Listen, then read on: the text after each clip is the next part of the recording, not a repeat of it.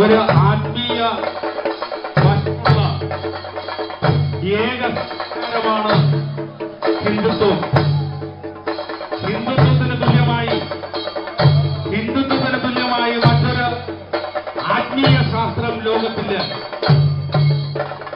ലോക ആത്മീയ രംഗത്ത് ഭാവിയിൽ ഹിന്ദുത്വം ഭാരതം ലോക ആത്മീയതയുടെ ഗുരുസ്ഥാനം ഒരു സ്ഥാനത്തേക്ക് വരുമെന്ന് 1500 വർഷങ്ങൾക്ക് മുമ്പ് ജർമ്മനിയിൽ ജീവിക്കുന്ന നോസ്ട്രാം എന്ന് പറയുന്ന പ്രവാചകൻ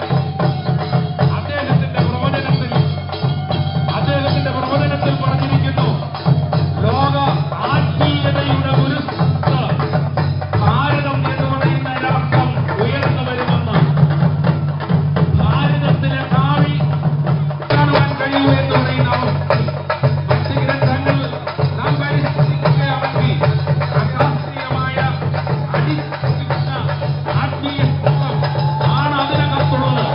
ഭാരതം എന്ന് പറയുന്ന ഈ പുണ്യഭൂമി, ഈ ജന്മഭൂമിയിൽ ഉണ്ടായിട്ടുള്ള ഹിന്ദുത്വം എന്ന് പറയുന്ന സാധനധർമ്മം, ആ സാധനധർമ്മം തുല്യമായി ഇന്ന് വരെ ഭൂമിയിൽ ഉണ്ടായിട്ടില്ല.